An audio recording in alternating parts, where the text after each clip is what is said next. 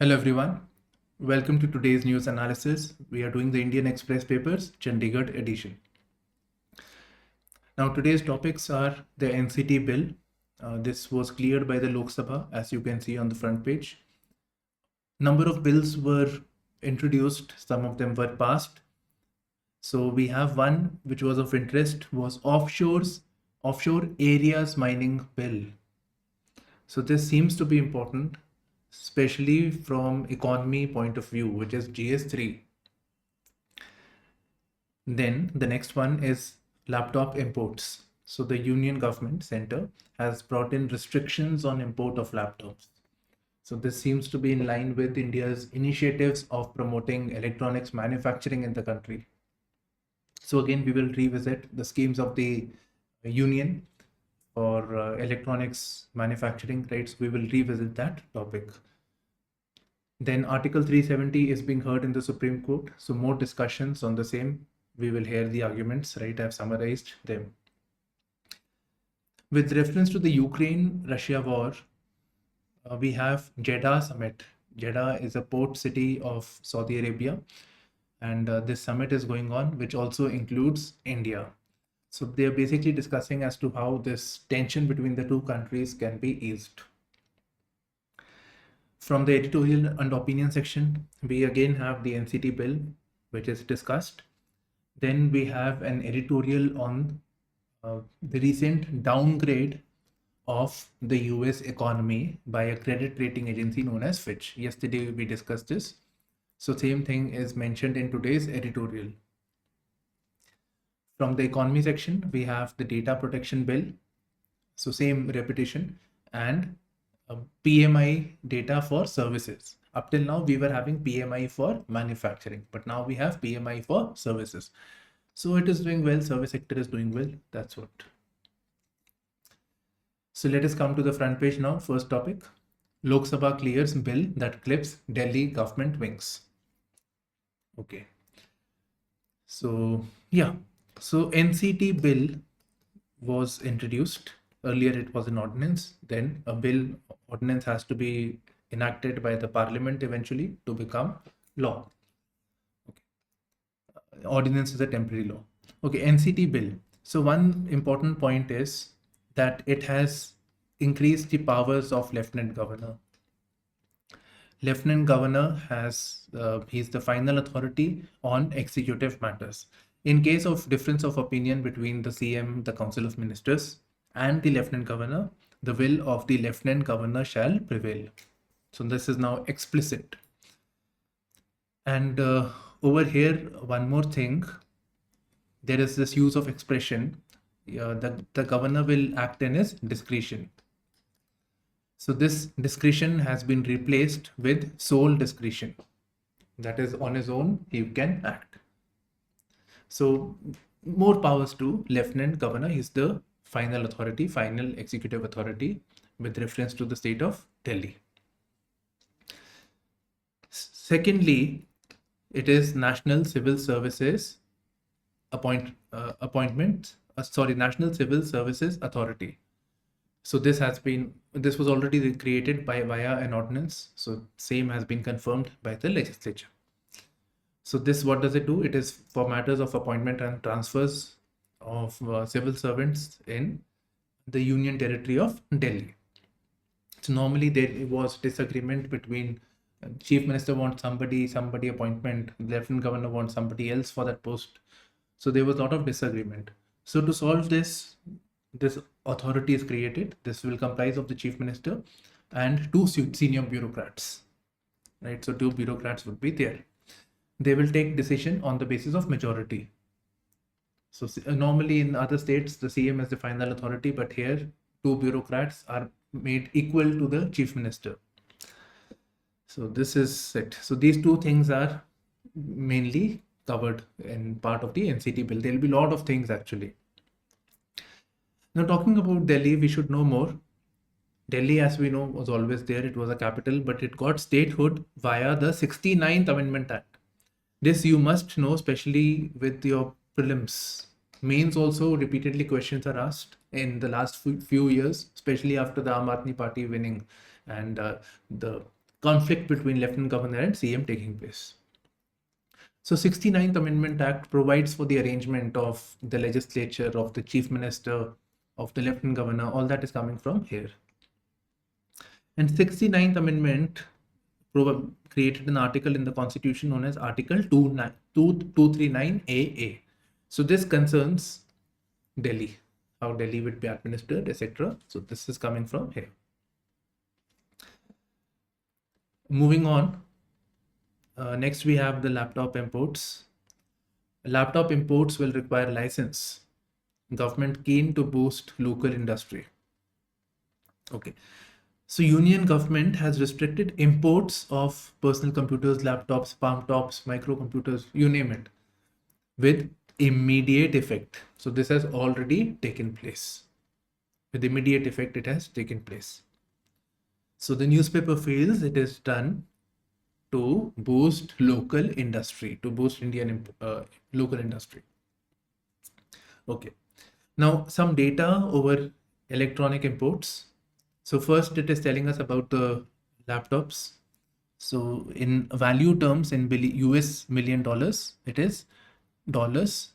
I'll just write it $5,336.18 million. Right. It has gone up from 2017-18. Okay. So it's a high amount. Now overall electronics imports also we should have data. So this is rupees 6.4 lakh crores. So laptop is one category within the electronics. So it should include mobiles and so many other electronic things we use. So overall it is 6.4 lakh crores. Now why I'm mentioning all this is because we expect a question on electronics. Lot of initiative, lot of emphasis is given. So maybe this year, maybe next year, who knows? So we should be prepared and you should be able to quote all the facts. Now we will refer to the PIB. So India Semiconductor Mission is already there. We have already talked about it. So that is one of the scheme for electronics manufacturing. So electronics have semiconductors, PCBs, etc. are made from semiconductors. So for that we have India Semiconductor Mission. Besides this, from this April 2022, this one PIB, there are other schemes also mentioned. Scheme for promotion of manufacturing of electronic components and semiconductor specs. So this initiative has been taken. Besides, we have scheme known as Modified Special Incentive Package, MSIPs. So incentive for manufacturing of the electronics. Then we have the Production Linked Incentive Scheme for large scale electronics manufacturing. Right, so PLI is there. PLI also for IT hardware. So electronics as well as IT hardware. IT hardware is also one of class of electronics. So you can quote these. And in fact, we also have design linked incentive scheme for bringing in designing of semiconductors, electronic circuitry. So that is also there. So that also you can mention. So if the conceptualization takes place, manufacturing can also take place in the country. Next, we have Article 370. So discussion in the Supreme Court. So Supreme Court asking, is it beyond Parliament's power to amend? So this is what is being discussed by the Supreme Court. So we're doing it on the next page. Okay. So we know there is Article 370, which has been made inoperative. Now the question is being asked that can the Parliament or can anybody amend this part of the Constitution? Parliament can amend almost anything, but can it amend Article 370 of the Constitution? By the way, Parliament can not amend things associated with basic structure of the Constitution. So that is an exception. It can amend fundamental rights also, directive principles, preamble, you name it. It can be done. But can it amend Article 370? Does it have powers or not? That was being discussed. So over here, the blue one is the remarks of Kapil Sibal, who's making a case for the Gupkar alliance, right? And he's making as to this is the wrong thing that has taken place. while the orange one is the views of the Supreme Court. So previously, Kapil Sibal had said that only the Constituent Assembly of the state of Jammu and Kashmir could amend Article 370. So 370, even though it is mentioned, it is temporary, transient, and special provision. It is in reality permanent. For all practical reasons, it is permanent. Because for that, we need to have the creation of the Constituent Assembly of the Jammu and Kashmir. Secondly, he's arguing that procedure that was followed to make this change, to make Article 370 inoperative, was not correct. So due process was not followed. Typically, you're making an amendment, you should make people aware, discussion and deliberation should take place, and eventually the bill should be passed. But here, due process was not followed. Governor, first, this Jammu and Kashmir was in suspended animation, and later the House was dissolved altogether. Then amendment to 367 was made. And 367 is about the interpretation of the Constitution.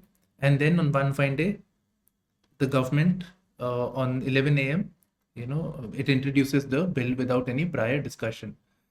So you introduce a bill in Parliament at 11 o'clock, pass a resolution without anyone knowing it. So it was done in a hush, in a very short span of time. So due process was not followed. Fine.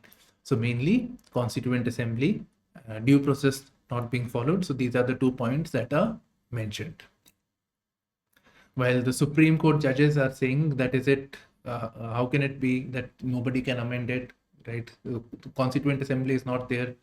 So those things are being taken up.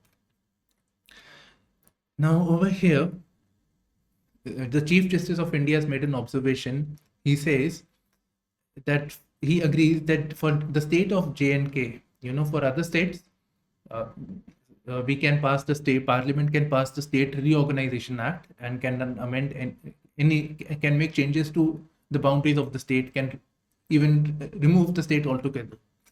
But when it comes to the state of Jammu and Kashmir, consent was required. Consent, at least, if not the Constituent Assembly, but at least from the state legislature. So that consent was required in the case of Jammu and Kashmir. So he agrees with that point over here. So this is what they are basically discussing. And I think one more point we can add to this arguments of Kapil Sibal, that the way it was amended, Article 370, it was made inoperative. It was a case of colorable legislation. That innovativeness was there. First of all, the governor being treated as the legislature, then he's appointed of the president. So president is the legislature because the house is dissolved. Dissolution has taken place. So if legislature means they are representative of the people, so it is also the Constituent Assembly. So when president passes the order to make this inoperative. So the case of colorable legislation.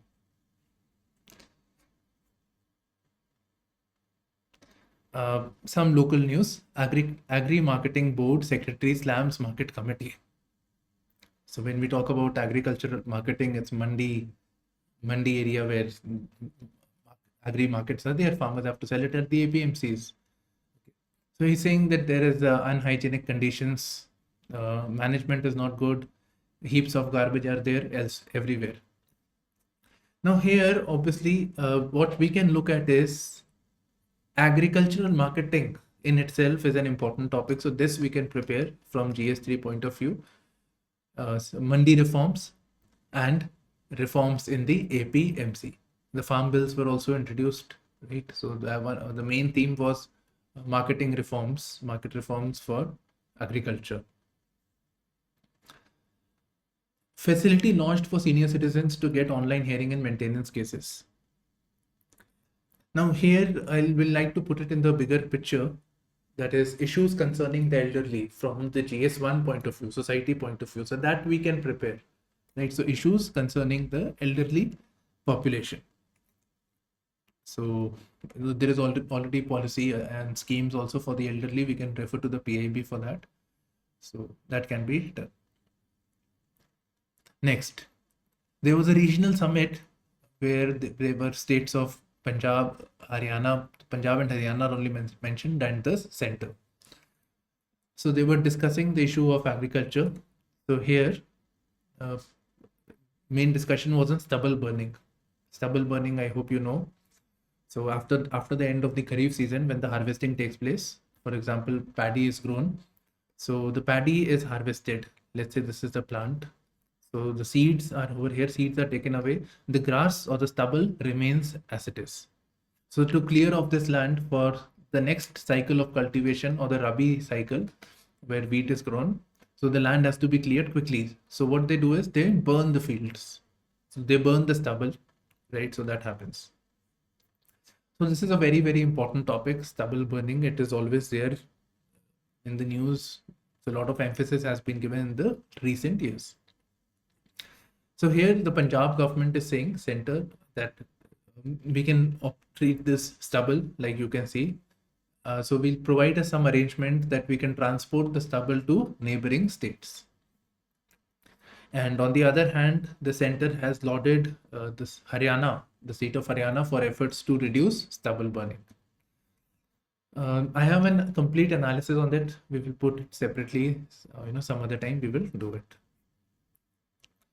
A row over Mihir Bhuj statue. So Haryana to constitute committee, nothing will happen.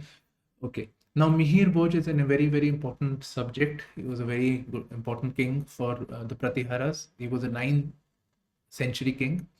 So 900 CE, 800 CE, around this time period.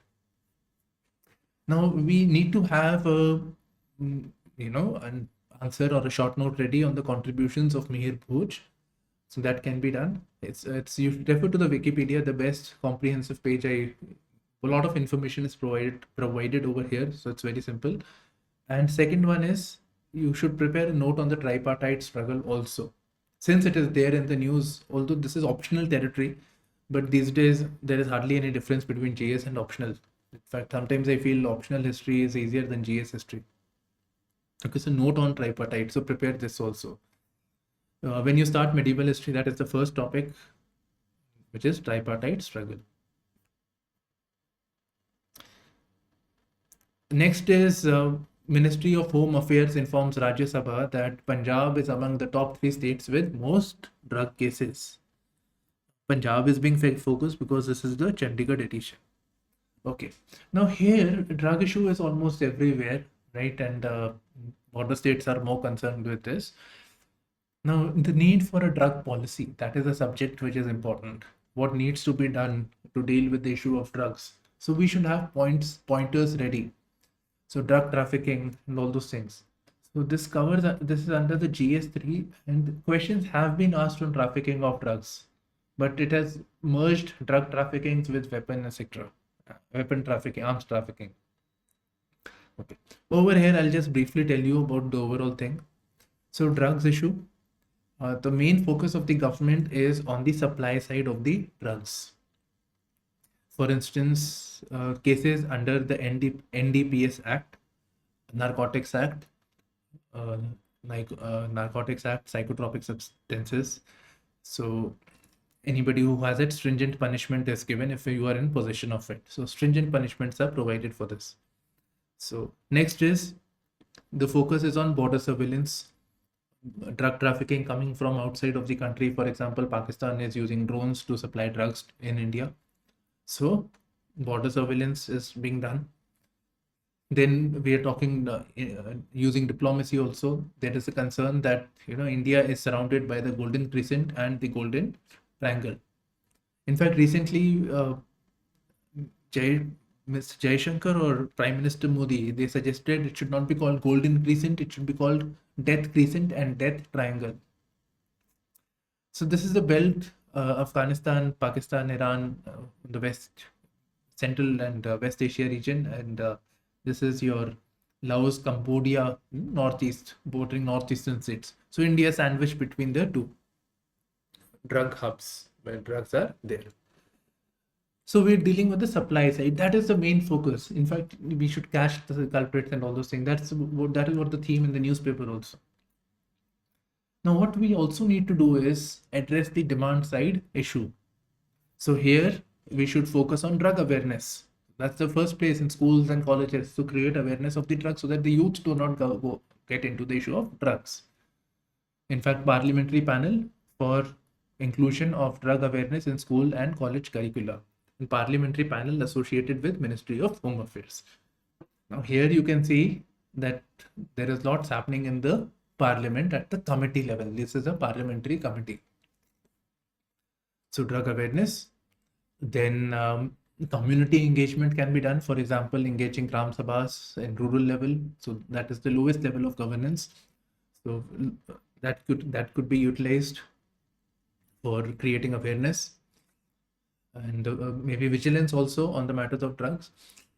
And then de-addiction. People who are already addicted, they want to have more of drugs. They need it actually. So de-addiction centers should be there and should be modernized. In fact, we hear that de-addiction centers are one of the places where drugs are actually supplied. So that has to improve, right? More emphasis on de-addiction. And further, the possession of drugs, we should consider decriminalizing it, because if you have been consuming drugs and you say that you want to get de-addicted, you risk being put behind the bars. So decriminalization should be done so that people can be more open and they can be treated accordingly.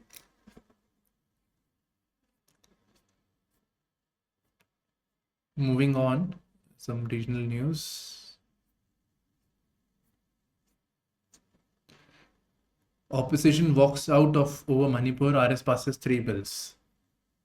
So of this 3 bill, only 1 bill has been mentioned. A lot of emphasis is given, and that is with offshore areas mineral development and regulation amendment bill, which provides for 50-year production lease for offshore minerals. Okay, so let me explain this. You by now know this is India, as I draw it, right? So this is the coastline of India. So offshore means off the shore, right? So on the seas, basically. So mining of the sea, the regulation.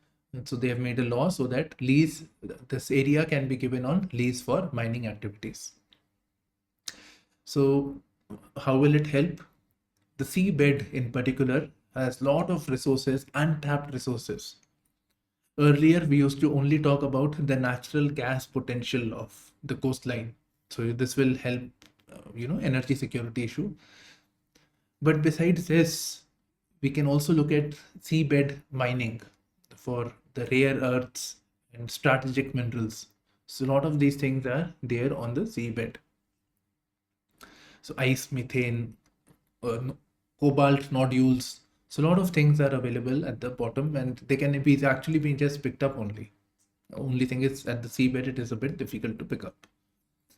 Okay, now when we talk about this, this has to be done in a sustainable manner. This is a given, right?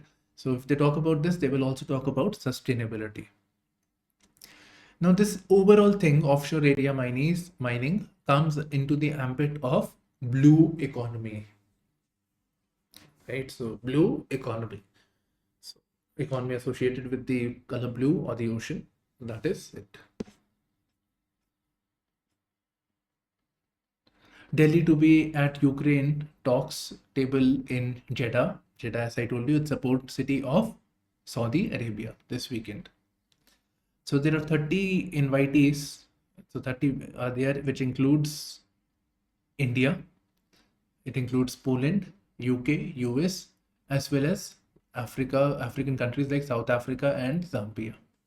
So these countries which we expect, like India, is it part of it or not? India is typically excluded, so India is part of it. Okay. So they have been discussing, and over here they have prescribed a formula for normalization of this, for the war to stop, and the normalization of the relations between the two.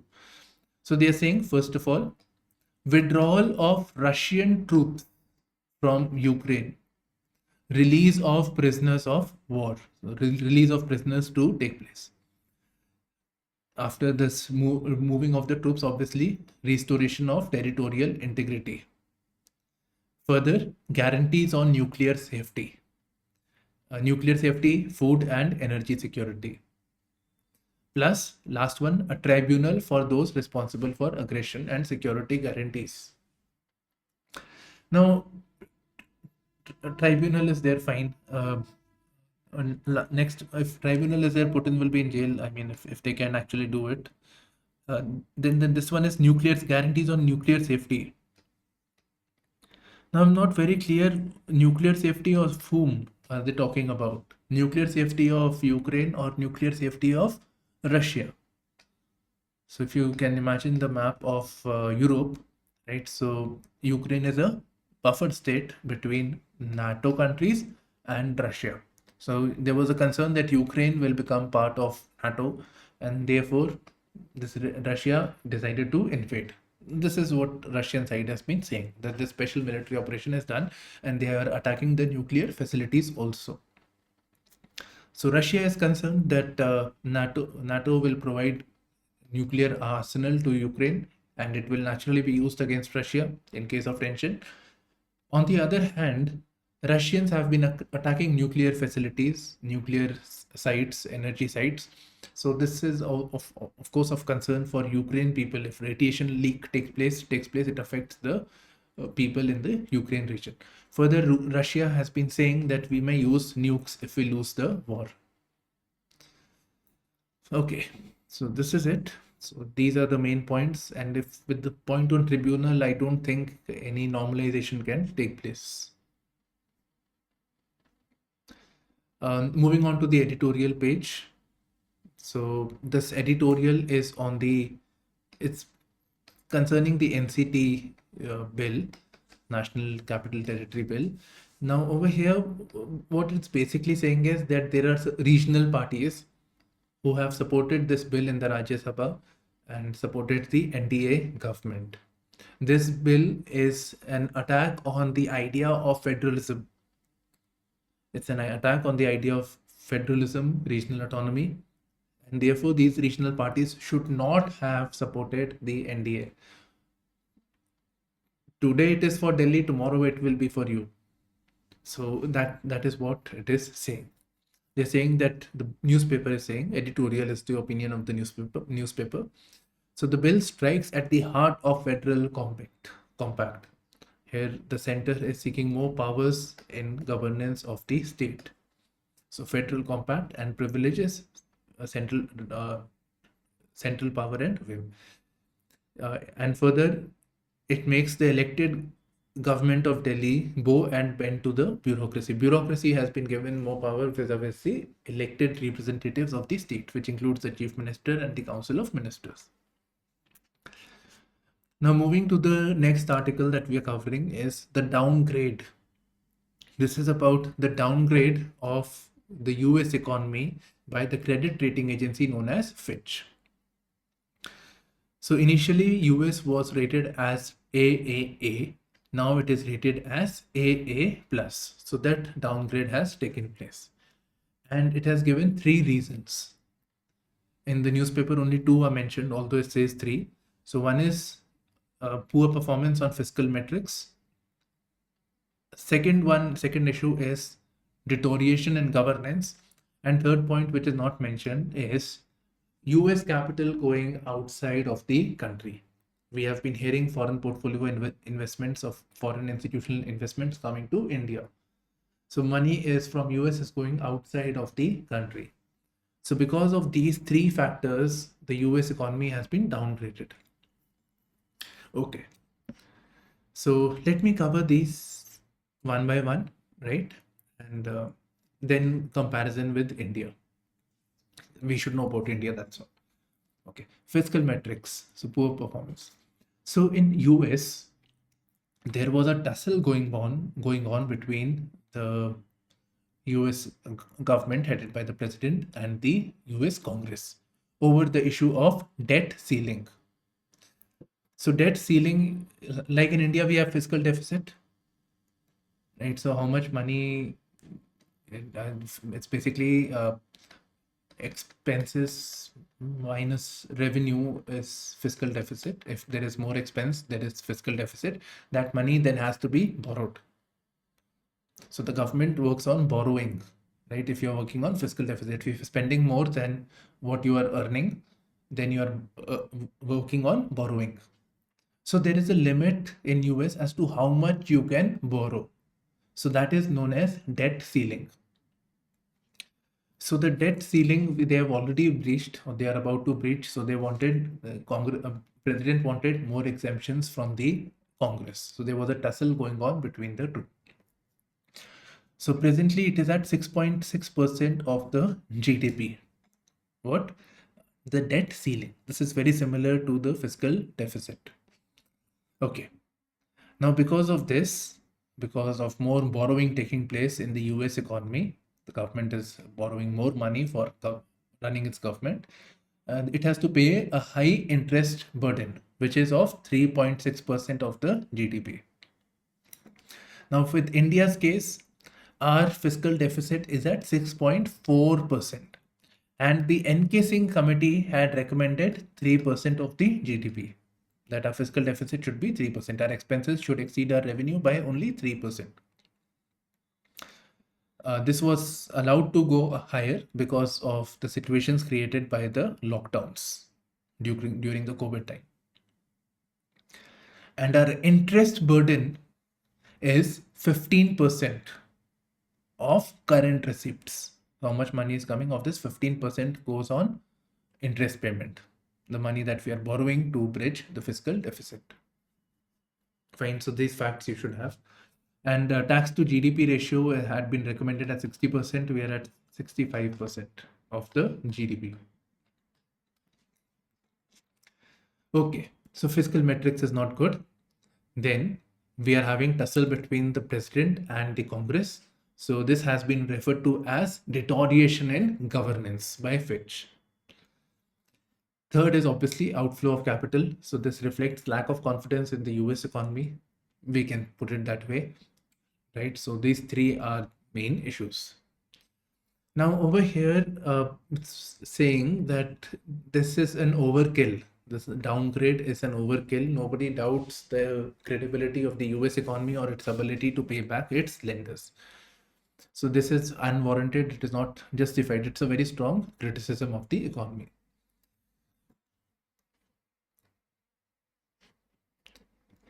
There is this editorial on drag flick. This is in hockey. So it's a bit dangerous. It happened during the penalty corners. So that has been eased. Now coming to the world section, international section. So Russia has mined front lines, slowing our counter offensive. Fine. Mines are there on the front lines. So naturally, Russia adds Norway to list of unfriendly nations. Why don't you say not Norway on the atlas where it is located? Especially Norway in context of Sweden, Finland, those countries, right? So that you see. Trump appears in court on charge of bid to overturn US election, which he had lost. Right, so in this he is being heard. Pakistan is using Israeli's intrusive cyber tech since 2012, says report, and this is known as UFED. Now this reminds me of Pegasus, which supposedly Indian government is using, and many other countries are using, but there is a lot of secrecy on this. So it was known as zero-click cyber. I forgot, zero-click cyber attack, something like that. We have a video on Pegasus if you want, and this thing also covers constitutional issues and everything is Puttaswamy judgment with everything I have explained. This seems interesting. China proposes to limit children's smartphone use 2 hours a day. So all that online gaming, social media sector, so limiting it to 2 hours. For certain things, it is making an exception for academic reasons. So this seems interesting. Maybe here in India also it may be considered. But if in India it is done, it will say it is affecting economy, GDP, like with online betting games, they are saying with taxes. Okay, Coming to the economy section, GS3, government tables data protection bill exemptions for center unchanged. What were the exemptions? We just quickly go through them. So first of all, the data protection bill provided for obviously a regime for data protection, and for that there was to be data protection board, so which is obviously looking into the issue of data protection. Now here the center has been given complete freedom on appointment of the members of the data protection bill. Second, center seeks exemptions on grounds of national security, foreign relations, health emergency. So government can take data for whatever reasons. For these reasons, it can take the data. And for that, it does not require the approval of the data protection board. That is the important thing. That you have a board, why not get it through them so that they will validate if it is for this reason or not. So center has complete exemption in a way. Second, the data protection bill has provision of censorship. It doesn't make sense because it is already there via the section 69 of the IT Act. So this censorship is basically any online content is there. The U center wants to remove that, so that can be done with this.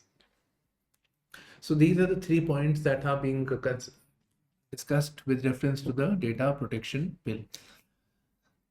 There are 2 more issues. One is that the data protection bill seeks to weaken the RTI Act.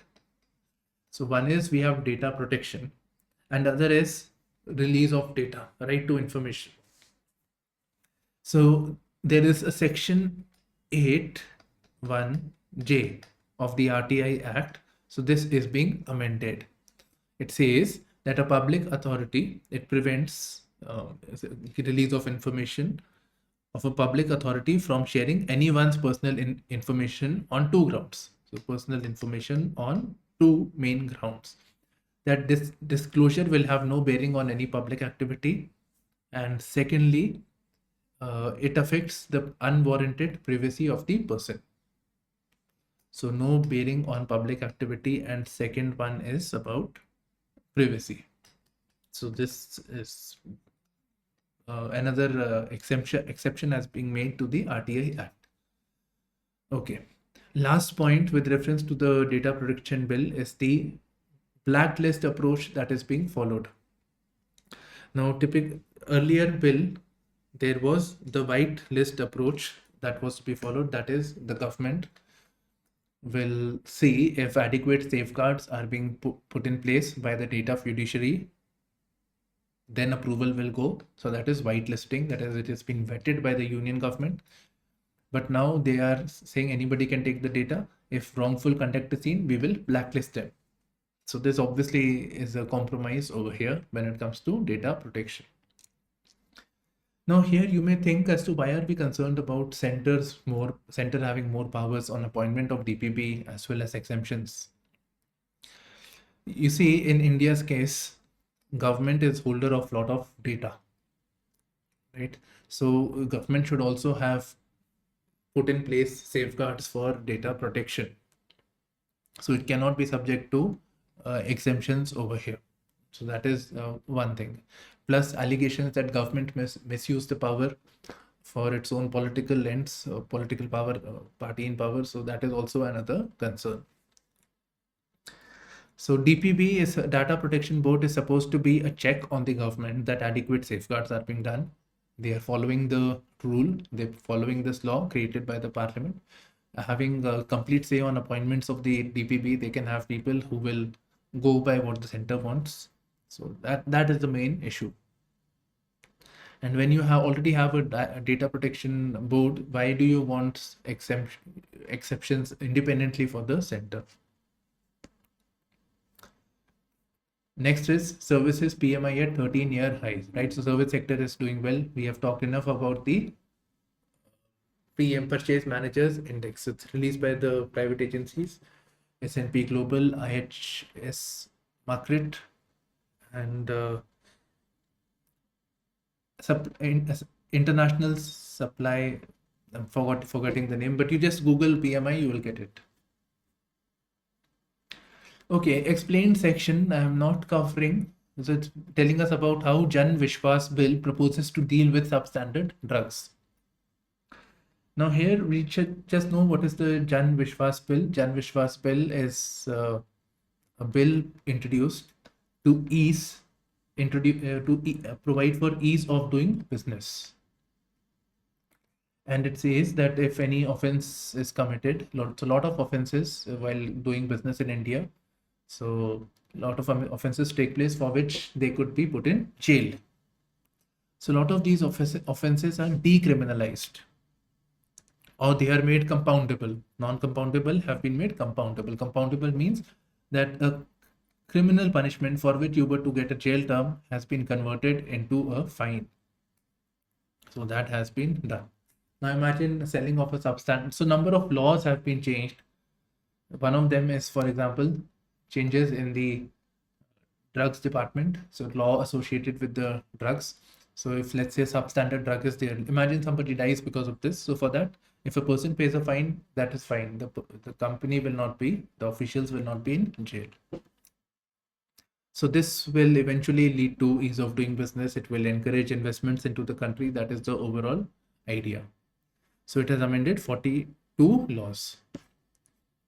The story of Voyager. Voyager is a NASA project. It was sent in 1977. We have two Voyager, Voyager 1 and Voyager 2. So human-made objects in interstellar space. So farthest or anything human is there in space, it is the Voyager project.